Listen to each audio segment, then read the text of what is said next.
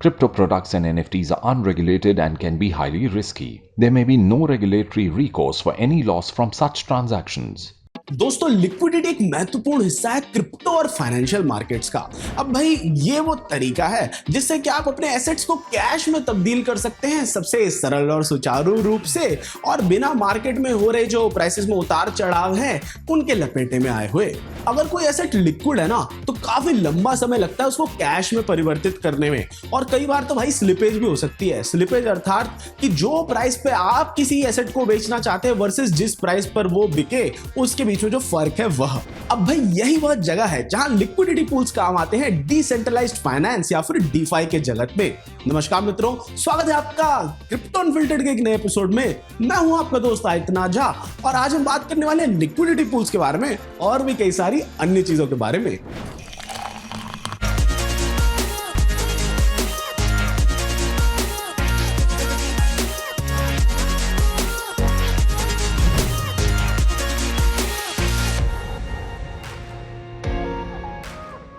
सरल शब्दों में कहा जाए तो भैया लिक्विडिटी पूल्स एक तरह से वॉल्ट जैसे हैं जहां पर निवेशक अपने एसेट्स को जमा कर सकते हैं ताकि एक ट्रेडिंग पेयर बन सके और फिर इसके फलस्वरूप उन एसेट्स को लिक्विड किया जा सके उन लोगों के लिए जो कि ट्रेड करना चाहते हैं उस पेयर में। तकनीकी शब्दों में जो वॉल्ट है ना वो एक स्मार्ट कॉन्ट्रैक्ट है जो कि मौका देता है यूजर्स को कि वो अपने टोकन्स को सुरक्षित रूप से जमा कर सके। दोस्तों लिक्विडिटी पूल एक प्राइमरी मैकेनिज्म है एक डिसेंट्रलाइज्ड क्रिप्टो करेंसी एक्सचेंज या फिर एक डेक्स का। ये एक सब्स्टिट्यूट के तौर पर काम करता है ट्रेडिशनल ऑर्डर बुक्स के मुकाबले जो कि सेंट्रलाइज्ड एक्सचेंजेस द्वारा प्रयोग किए जाते थे।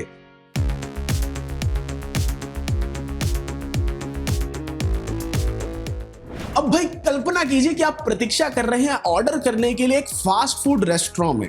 अब भाई यहां पर लिक्विडिटी को कैसे हम एक्सप्लेन करें? लिक्विडिटी को हम ऐसे एक्सप्लेन कर सकते हैं कि हमारे पास बड़े सारे कैशियर्स हैं, जितने हमारे पास कस्टमर नहीं है उससे ज्यादा हमारे पास कैशियर्स हैं। तो इससे होगा क्या? इससे ये होगा कि लंबी लंबी लाइनें नहीं लगेंगी और जिनको भी कुछ भी खाना लेना होगा उनके ऑर्डर्स बड़ी तेजी से निकलते जाएंगे।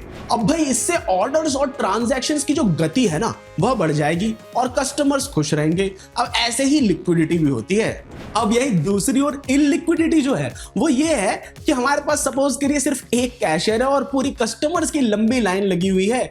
इसके कारण फिर यार ऑर्डर स्लो हो जाएंगे, ट्रांजैक्शंस की गति भी एकदम धीमी हो जाएगी और जो कस्टमर दुखी होंगे वो तो होगा ही।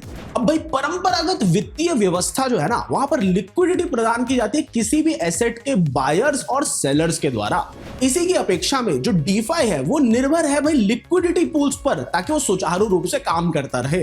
दोस्तों लिक्विडिटी पूल्स को क्रिप्टो करेंसी एक्सचेंजेस की बैकबोन कहने के पीछे कारण यह है कि हमको सुविधा देते हैं खरीद बेच करने की, बाय सेल की, बिना उन ट्रेडिशनल फर्म्स के जिनके कारण ट्रेडिशनल मार्केट्स को लिक्विडिटी मिल रही थी और जिनको मार्केट मेकर्स भी कहा जाता है। अब बजाय इसके कि मार्केट मेकर्स को फायदा हो सिक्योरिटीज की खरीद बेच से जो कि मार्केट को ही सेटिस्फाई करने के लिए किया गया था, लिक्विडिटी पूल्स इस काम को अच्छे से संभाल लेते हैं। एक लिक्विडिटी पूल में दो क्रिप्टो करेंसीज या फिर टोकन्स होते हैं और यार ये जो पूल्स है ना वो अलग अलग मार्केट्स बनाती है ये एक जोड़ी टोकन्स के लिए।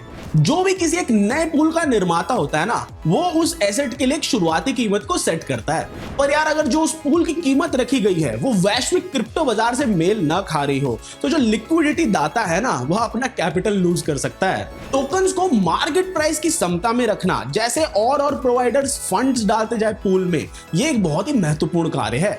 जैसे जैसे लिक्विडिटी पूल्स की मदद से टोकन स्वैप होते हैं तो जो कीमत है उसको प्राइसिंग एल्गोरिथम के बेसिस पर एडजस्ट किया जाता है। अब भाई ये जो प्राइसिंग एल्गोरिथम है ना ये भाई ये सुनिश्चित करता है कि पूल में लिक्विडिटी बनी रहे भले ही ट्रेड का साइज कितना भी बड़ा क्यों ना हो। इसी वजह से इनको कई बारी ऑटोमेटेड मार्केट मेकर्स या फिर AMM भी कहा जाता है। जो टोकन रेशो है वह पूल के दाम को निर्धारित करता है। आइए एक उदाहरण लेते हैं। जैसे सपोज कीजिए आपके पास डाई और इथेरियम का एक पूल है। अब यहाँ पे सपोज कीजिए डाई जो है वो काफी मात्रा में बिक गया तो इससे क्या होगा कि जो इथेरियम की वॉल्यूम है उस पूरे पूल में वह बढ़ जाएगी और यह बढ़ने की वजह से जो इथेरियम का सब्सिक्वेंट प्राइस है वो कम हो जाएगा। और इसी के साथ साथ डाई का प्राइस जो है उस पूल में बढ़ जाएगा। और जो पूर्ण रूप से कीमत में बदलाव हुआ है वो इस बात पर निर्भर करेगा कि किसी व्यक्ति ने वो डाई कितनी मात्रा में खरीदा था और उसकी वजह से पूल के टोटल साइज में कितना बदलाव हुआ। अब भाई बड़े पूल्स के अंदर तो भाई कम ही बदलाव देखने को मिलेंगे, क्योंकि वहां पे बहुत ही बड़े साइज के ट्रेड्स रिक्वायर्ड होंगे किसी भी बड़े लेवल के उतार चढ़ाव को देखने के लिए। जो लिक्विडिटी प्रोवाइडर होते हैं ना यार, वो पैसा कमाते हैं ट्रांजैक्शन फीस से, जो कि दूसरे देते हैं किसी भी लिक्विडिटी पूल में बाय या सेल करने के लिए। और यार ये जो ट्रांजैक्शन फीस है ना, ये फिर वापस जाती है लिक्विडिटी पूल के अंदर ही, ताकि आपके जो टोकन का दाम है उसको बढ़ाने में मदद मिले और ओवरऑल वैल्यू में इजाफा हो। अब भाई पहले से स्थापित लिक्विडिटी पूल्स में $1 मिलियन से भी ज्यादा इन्वेस्टेड हो सकता है, और इसी की वजह से वो काफी स्टेबल लगते हैं नए क्रिप्टो ट्रेडर्स को और उन लोगों को जो कि शुरुआत करना चाहते हैं क्रिप्टो की मार्केट में।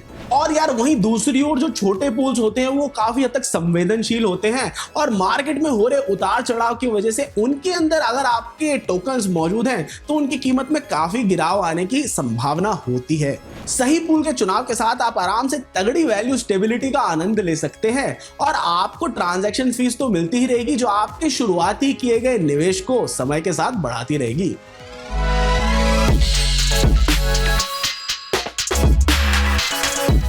दोस्तों प्राइवेसी को बढ़ावा देने वालों का कहना तो है कि भाई क्रिप्टो मिक्सर्स एक सही चीज होती है अपनी पहचान को गुप्त रखने के लिए और ऑनलाइन अनोनिमस बने रहने के लिए क्रिप्टो ट्रांजैक्शंस करते वक्त। पर एक नई रिपोर्ट आई है ब्लॉकचेन इंटेलिजेंस फर्म चेनालिसिस द्वारा, जिसका कहना यह है कि क्रिप्टो मिक्सर्स में सबसे ज्यादा फंड भेजा गया साइबर अपराधियों द्वारा और नेशन स्टेट्स द्वारा।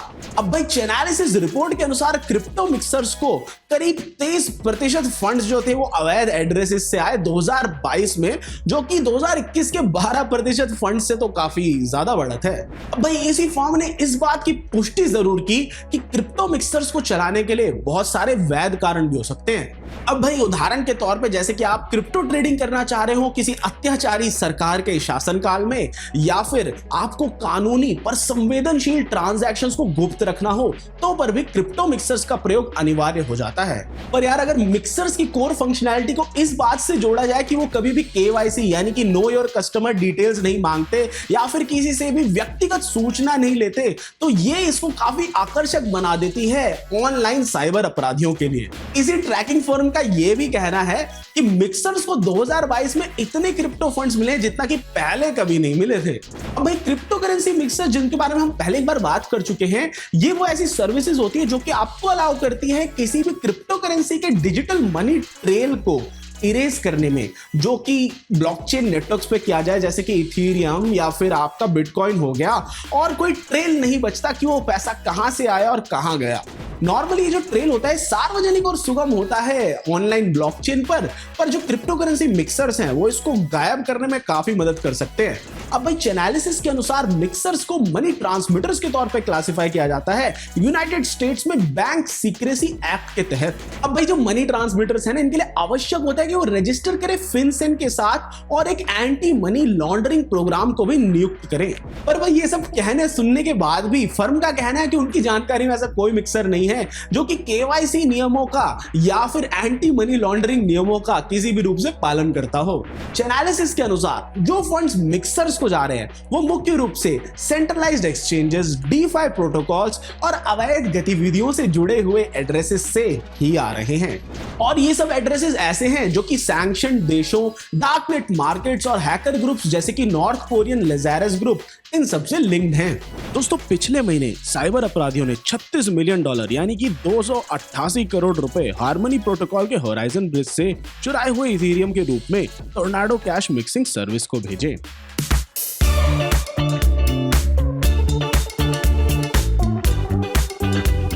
दोस्तों बिटकॉइन की जो बिक्री थी वो तेजी से बढ़ी वेडनेसडे को, जब यूएस फेडरल रिजर्व ने अपना एक निर्णय लिया कि वो 1% के बजाय 0.75% ही इंटरेस्ट रेट्स को बढ़ाएंगे ताकि वो हाई इन्फ्लेशन रेट को काबू कर सके। अब भाई हाल ही के कुछ दिनों में जो फाइनेंशियल मार्केट्स हैं उन्होंने एंटिसिपेट कर रखा था कि भैया रेट हाइक जो है ना 1% तक का आएगा, जिसकी वजह से ये हुआ कि जो स्टॉक और क्रिप्टो मार्केट है एकदम बढ़ गए रेट हाइक अनाउंसमेंट होने के बाद, जो कि 1% ना होकर 0.75% थी। अब बिटकॉइन जो है वो एक गिरती हुई रेजिस्टेंस लाइन के नीचे ट्रेड कर रहा है अप्रैल की शुरुआत से ही, और जो डाउनवर्ड मूवमेंट है ना, इसकी वजह से एकदम लॉन्ग टर्म लो आया $17,622 के प्राइसिंग का, जो कि 14.1 लाख होता है जून 18 के आसपास। और जो सबसे बड़ा क्रिप्टो एसेट है यानी कि बिटकॉइन, ये लेकिन ज़्यादातर ऊपर की तरफ ही जा रहा है उसके बाद से, और जो ये डिसेंडिंग लाइन थी ना, इसको उसने पार कर दिया जुलाई 18 को। अब भाई प्राइस भले ही शुरुआत में डाउन हुआ था, लेकिन जुलाई 28 तक अगर हम ट्रेंड को देखें तो हमने देखा है कि एकदम बुलिश सा ब्रेकआउट हो रहा है। और ये सिर्फ बिटकॉइन के अकेले के लिए नहीं है। जो ओवरऑल क्रिप्टो करेंसी मार्केट है, जो कि अभी करेंटली वैल्यूड है $1.09 ट्रिलियन पे, जो कि 87,21,616 करोड़ के आसपास है, उसको लॉसेस देखने पड़े $2 ट्रिलियन के करीब, जो कि करीब होता है 160,02,966 करोड़ रुपए। और ये सब हुआ 2021 के अंत में क्रिप्टो करेंसी मार्केट के पीक होने के बाद। अब भाई एक रिसेशन आने का डर और रशिया का जो वॉर था यूक्रेन पे, उसकी वजह से जो डिसरप्शन हुए और जितने स्कैंडल्स जिन्होंने क्रिप्टो लेंडर्स को अफेक्ट किया, इन सभी का योगदान रहा है इस डाउनवर्ड स्लाइड की ओर। अब भाई क्रिप्टो वैल्यूएशंस जो है ना, वहाँ पे थोड़ी सी अब जगह सी बच रही है, स्कोप बच रहा है कि वो थोड़ा ऊपर उठे, क्योंकि अभी जो अगली फेड मीटिंग है वो सितंबर तक नहीं होने वाली है। और जो स्ट्रेंथ है डॉलर की और जो ओवरऑल मैक्रो मूवमेंट है, वो दोनों बहुत ही निर्णायक भूमिका अदा करेंगे इस सब में। अब अगर हम वीक ऑन वीक चार्ट को देखें तो ज्यादातर क्रिप्टो करेंसीज ने भैया गेन्स लिए हैं, जैसे कि ईथर ने, जो कि अभी $1,625 के आसपास भटक रहा है, जो कि 1.3 लाख रुपए है, और एक पिछले हफ्ते के मुकाबले 9.3% तक का इंक्रीज है। ऐसे ही कार्डानो, BNB, पॉलीगन, लाइटकॉइन और पोल्काडॉट, ये सारे भी अब थोड़ा ऊपर बढ़ रहे हैं। और इथेरियम क्लासिक और यूनिस्वैप जो है, इन्होंने तो भैया टॉपर्स चार्ट को लीड किया है इस बारी। मीम कॉइन, डोज और शिबा इनू, उन्होंने अभी भी वैल्यू लूज करी है एक और हफ्ते में, और 2.83% और 3.78% उनका week to day respectively loss रहा।